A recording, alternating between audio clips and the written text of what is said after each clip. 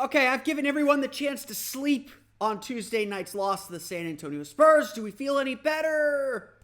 No, we don't. That was awful. Unacceptable, and yeah, really important to get out of your system now, I guess. Let's talk about it and the context of it all. It's time for Locked On Magic. You are Locked On Magic, your daily Orlando Magic podcast, part of the Locked On Podcast Network, your team every day.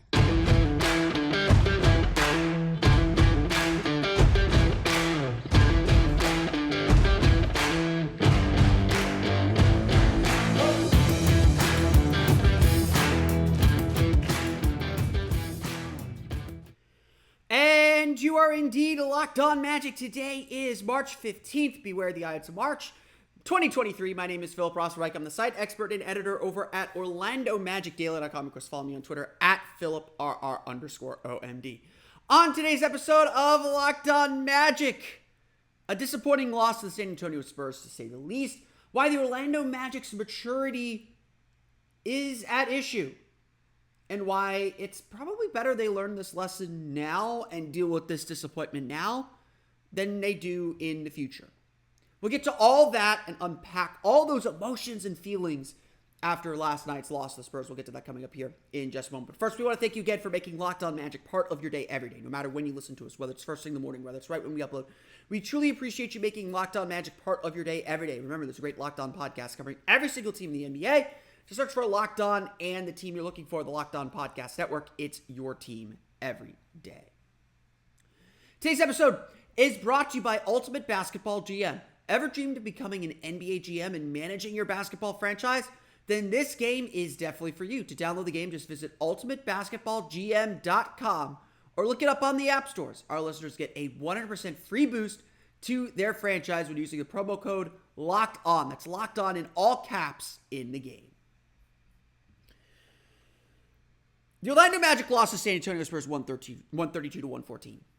On one hand, it felt like a game where, and this happens to every NBA team, it felt like a game where the other team got hot. And look, we've been in that shoe plenty of times over the last couple of years, certainly over the last decade, where you're as an NBA team, everything just clicks. The defense hits your eye right. You get shots early, and you surprise and get a late season win. I've had plenty of arguments about those late season wins in the past. They happen. These are NBA players. They are going to be good enough. On the other hand, Tuesday night's loss was not just about the Spurs hitting a ton of threes. Credit to San Antonio for making those threes. San Antonio is 24th in the league in three-point field goals per game, as well as 24th in the league in three-point field goal percentage.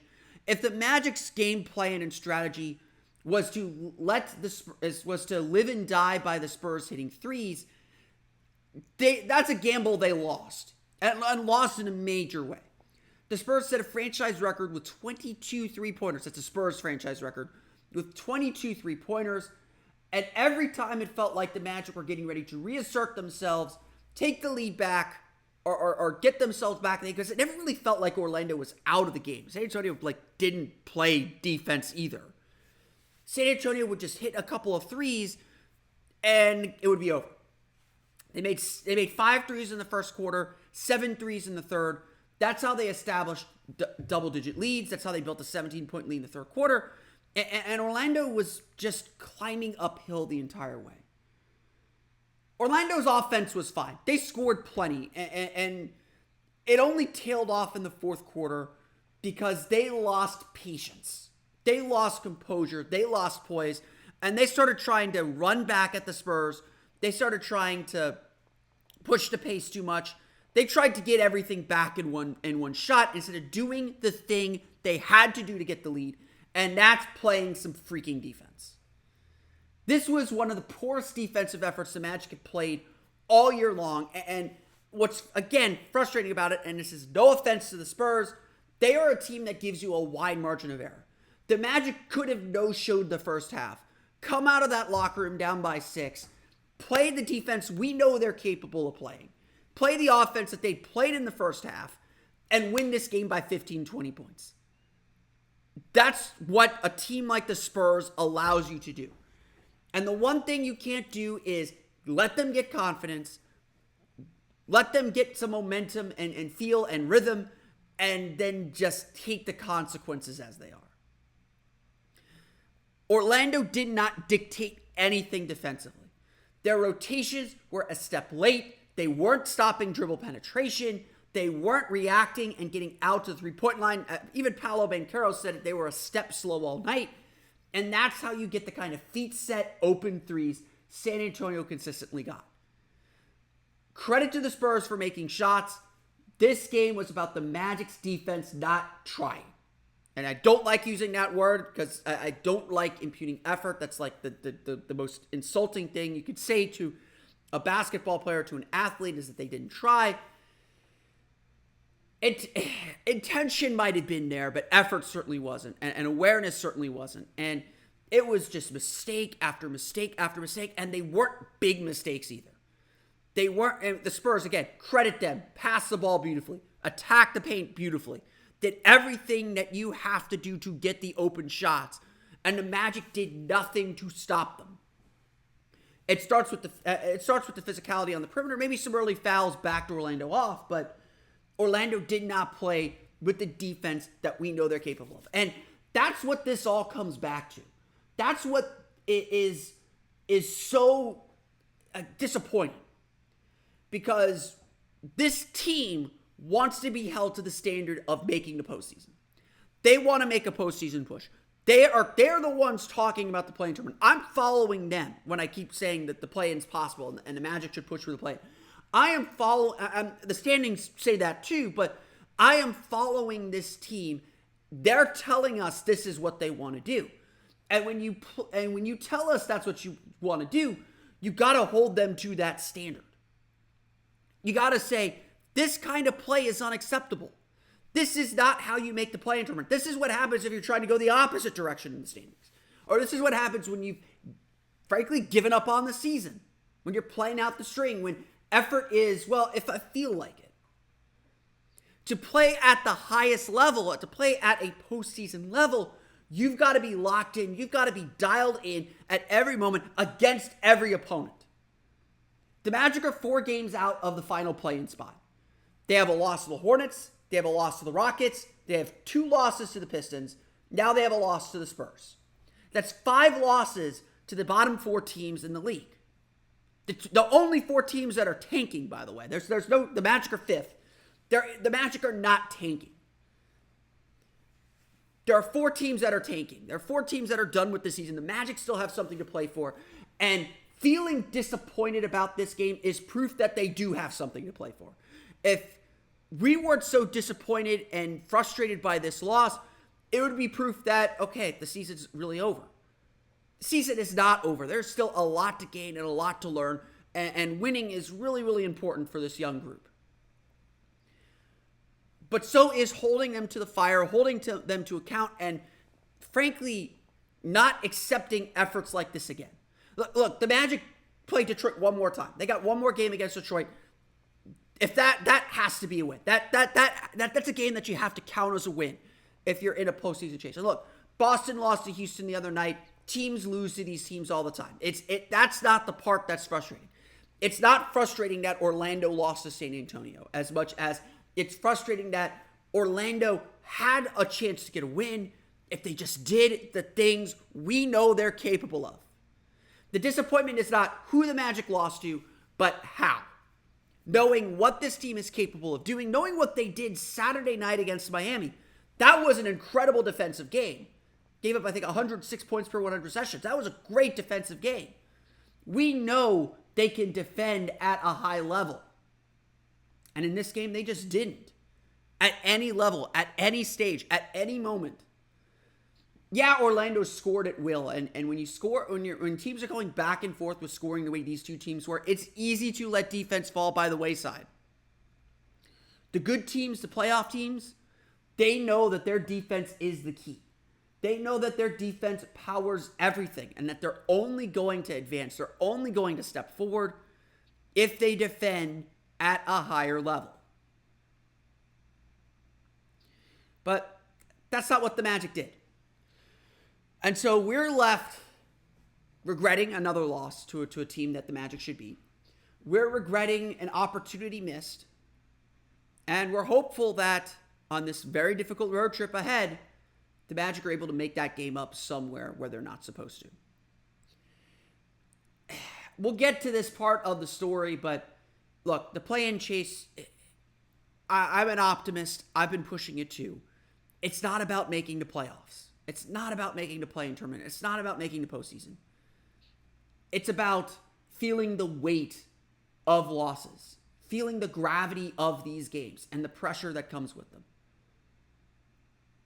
And this is a moment where that weight feels especially heavy. And in that sense, this is good. We'll get to why it's good coming up here in just a moment. But first, a quick word from our friends at the Ultimate Pro Basketball GM. I'm really excited about our new partner, a sponsor of today's episode, the mobile game Ultimate Pro Basketball GM. If you've ever dreamed of becoming an NBA GM and managing your basketball franchise, well, your dream can come true, and this game is definitely for you. Manage every strategic aspect of your team, play through the season, and lead your team to glory. You're responsible for everything from hiring the right coaches and assistants, trading and training players, making draft picks, navigating your franchise through free agency and the draft, and all the ups and downs of the season. All this in a challenging and realistic game world. Ultimate Pro Basketball GM is completely free and playable offline. Play on the go as you want and when you want to. I've always been a big fan of the My GM mode on NBA 2K.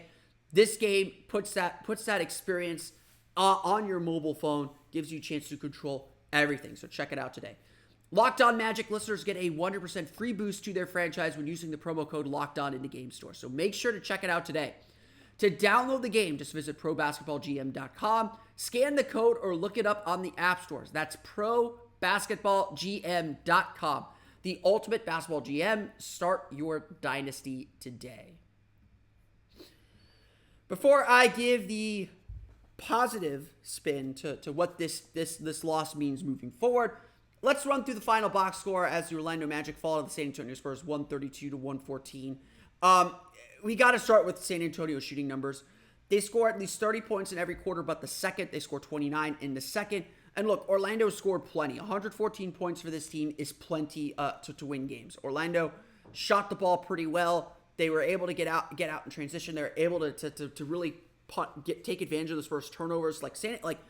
I cannot repeat this enough. And again, this is what's so frustrating. San Antonio made shots, 22 of 41 from deep, 48 of 85 from the floor overall. San Antonio made shots. They did not play well. Turned the ball over 15 times for 16 Orlando points. Orlando turned the ball over just 9 times. It felt like a whole lot more. But Orlando's just not a team that's going to be able to keep up shooting-wise. They shot 34.5% from beyond the arc, 10 for 29. Only 45.4%. A lot of that kind of in the fourth quarter when they started to really kind of force things and try and scramble to get back in the game, rather again, doing the things they had to do. Every starter on the Magic, except for Gary Harris, had a plus-minus of more than -10.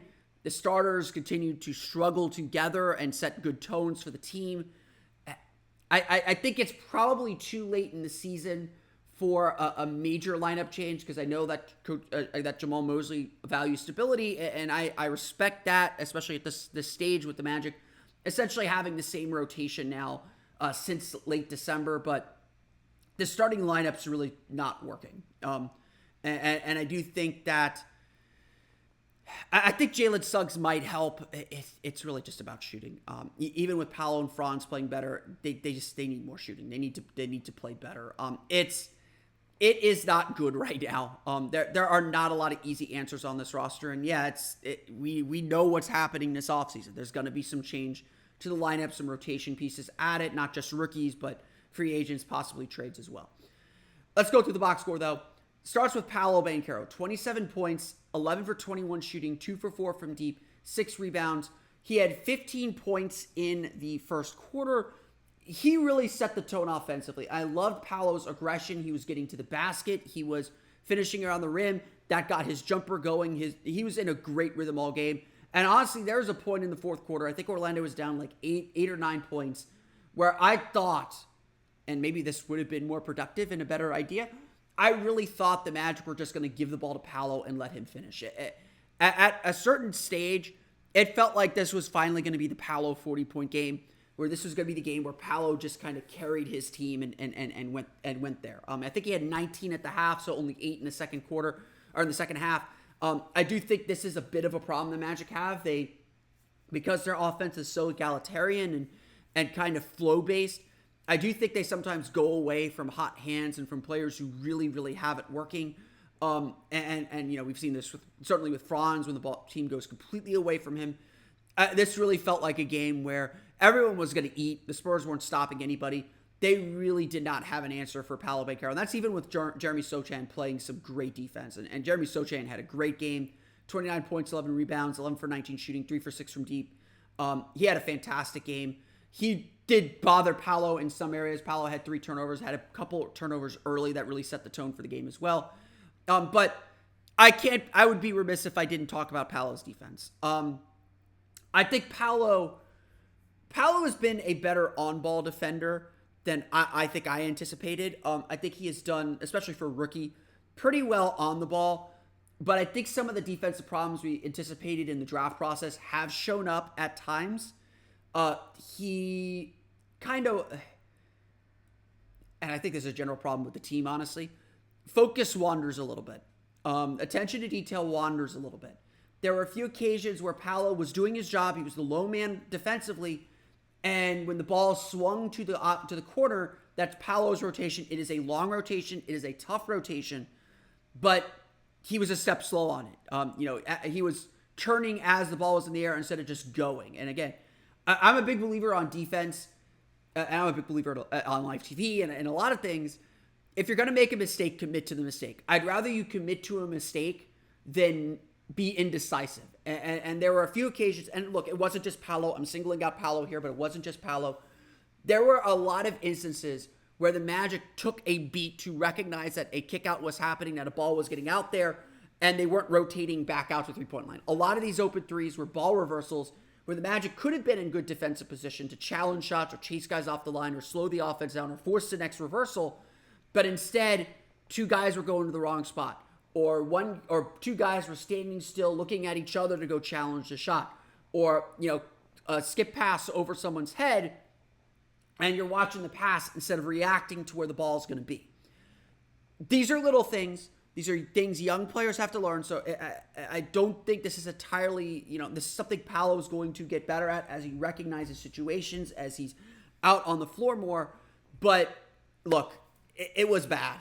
And so many of these missed defensive rotations were low man rotations where, again, the Magic's defense is designed to stop the paint.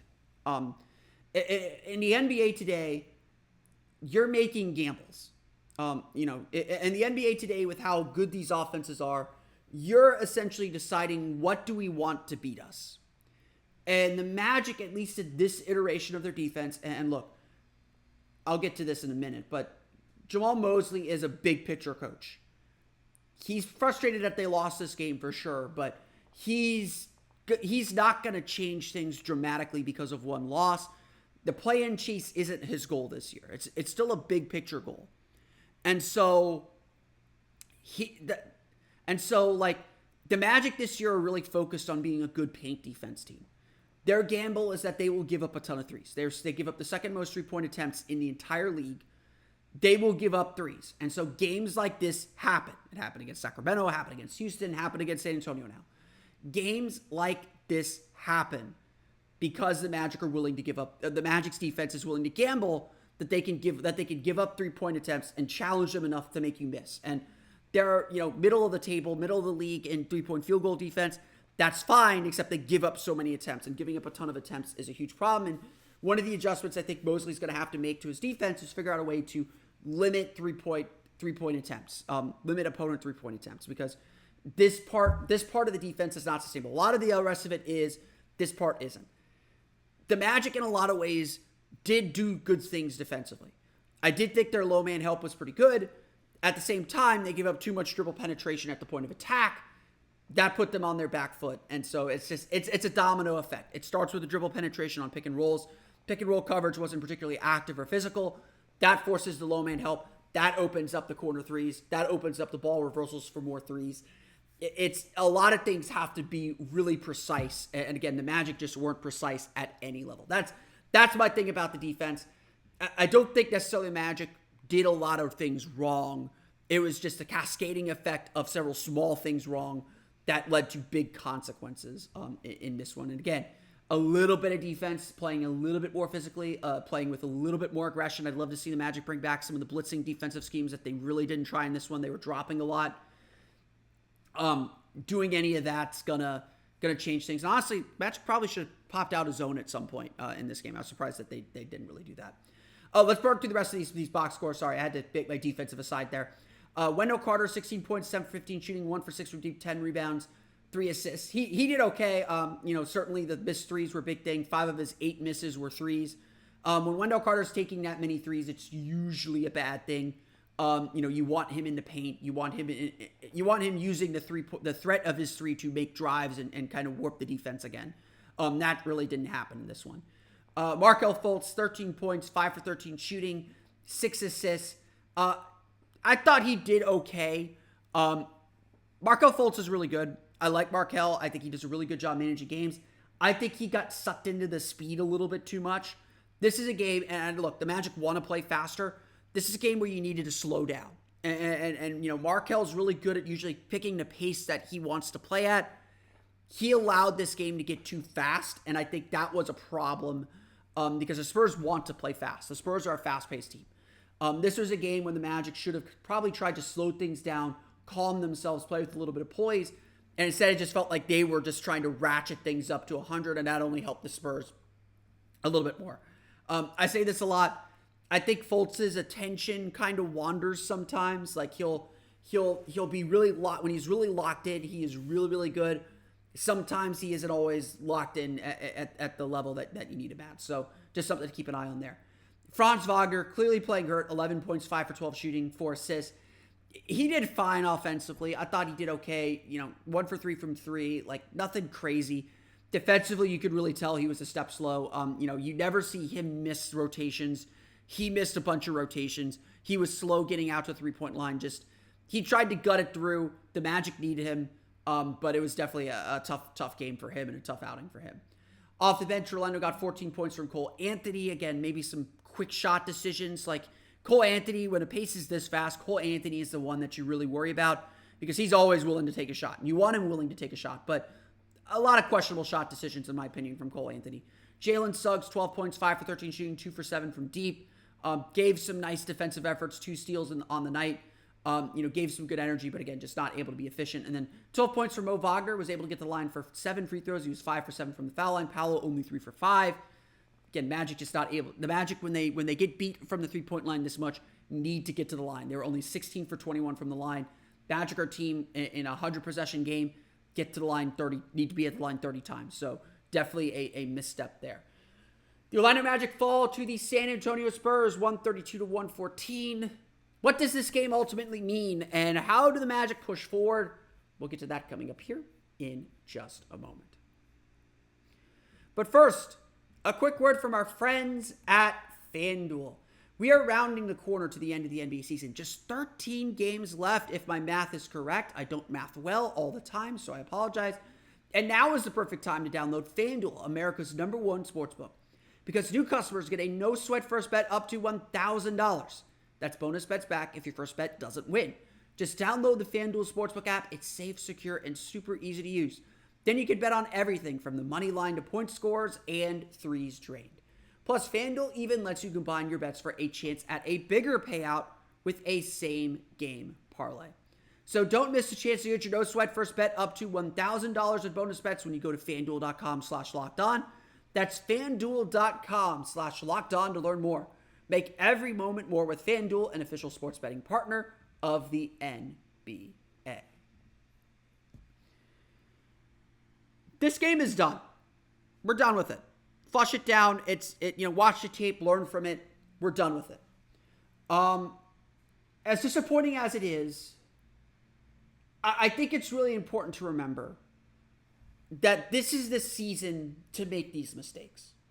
Like I said before, we're talking about the postseason chase. it is important to talk about it. It is important for this franchise to start looking up at the standings rather than down at them. Orlando's up 7 games on Charlotte. They're not going to fall into that bottom 4, and if they do, we'll have some serious problems. That means there are serious problems, and maybe next season isn't the season we're expecting it to be already. But at some point, you got to stop gambling and playing the lottery, and you got to start building a winning culture and building a winning identity. And again, that has to start now. And that's why this loss feels so heavy and feels so disappointing. Because it's consequential. This loss has weight. You feel it on your shoulders. Like it feels big and frustrating. And so I don't take, again, to me, it's not that they lost to the Spurs. It's how they lost. Every NBA team gets hot. And sure, the Spurs had a really nice shooting night, but this was still a very winnable game. The Spurs didn't do anything that spectacular other than make 22 threes.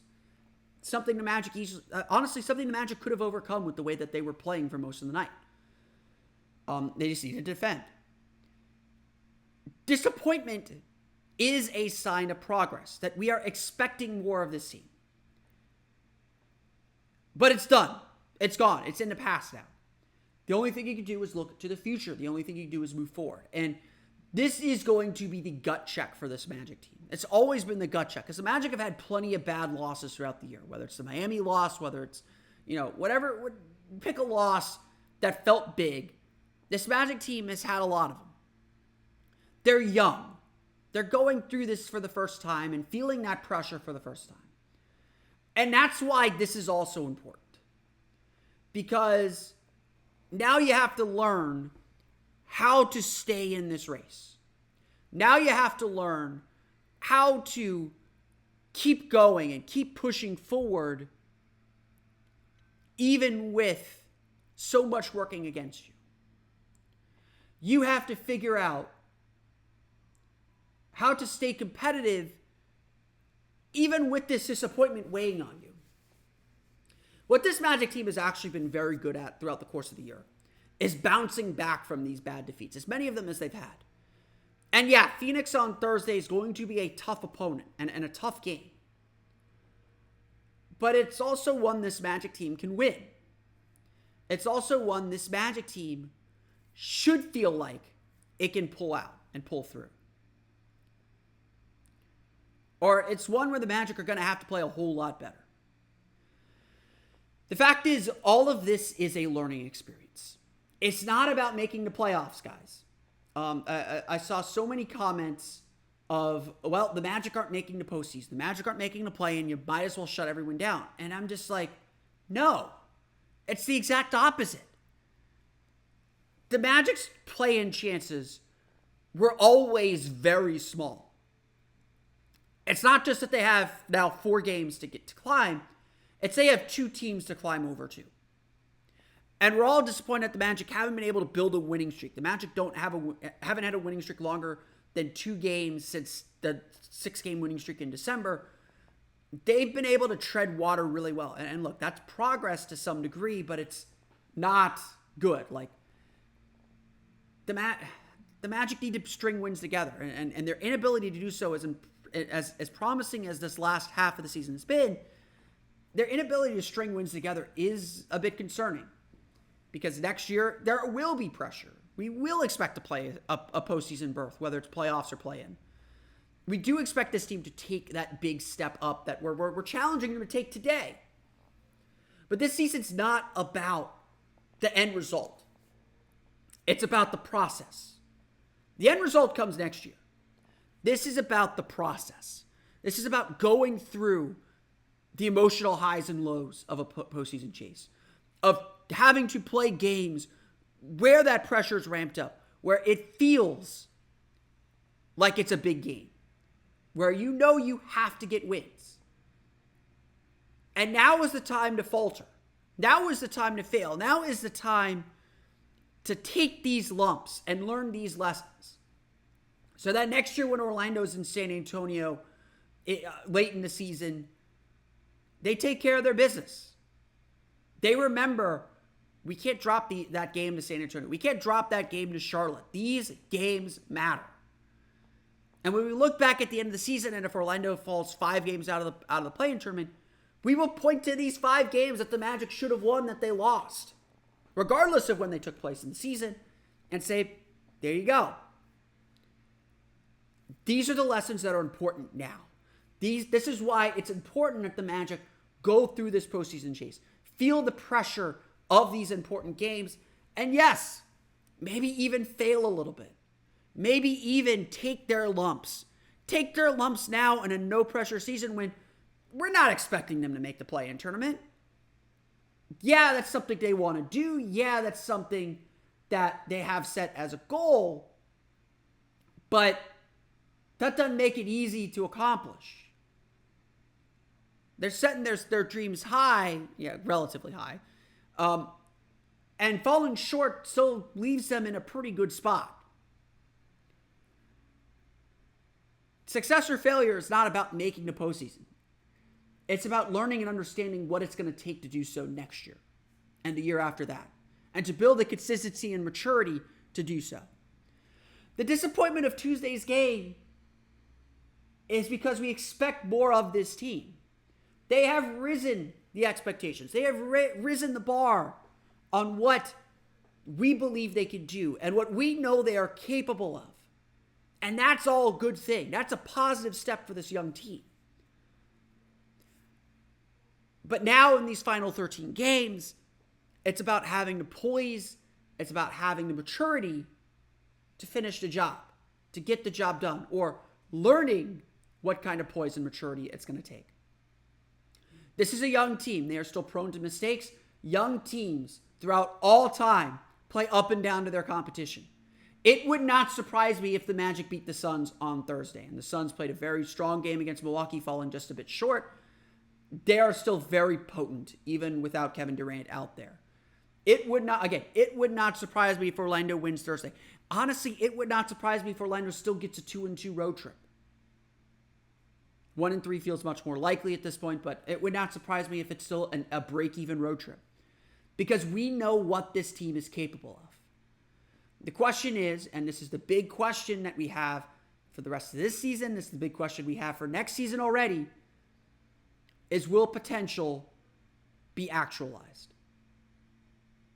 And if this loss Tuesday night makes the team understand just what level they have to play at each night, the attention to detail they have to play with each night, and stings them to play better the rest of this road trip, stings them to play better next season, gives them the experience to have that focus in a big game next season, then that lesson will be hard-won and hard-earned. But that's what you got to hope happens when you have a loss as inexcusable as this one. I want to thank you all again for listening to today's episode of Locked On Magic. Of course, follow me on Twitter at @PhilipRR_OMD. Subscribe to the podcast on Apple Podcasts, Stitcher, TuneIn, Himalaya, Google Play, Spotify, Odyssey, and all of the places on podcasts to your podcast-enabled listening device. For the latest on the Orlando Magic, be sure to check out OrlandoMagicDaily.com. Of course, follow us there on Twitter at OMagicDaily. We have a list of prospects to watch in the NCAA tournament up at OrlandoMagicDaily.com. Right now, we'll go over some of the players on that list on tomorrow's episode of Locked On Magic. Get you set for the NCAA tournament. Go Cats. Now that you're listening to us, be sure to check out the Locked On Game to Game podcast. Every moment, every top performance, every result. Locked On Game to Game covers every game from across the NBA with local analysis that only Locked On can deliver. Follow Game to Game on Locked On NBA, available on the Odyssey app, YouTube, and wherever you get podcasts. That's going to do it for me today, though. I want to thank you all again for listening to today's episode of Locked On Magic. For Orlando Magic Daily and Locked On Magic, this has been Philip Rossman-Reich. We'll see you all again next time for another episode of Locked On Magic.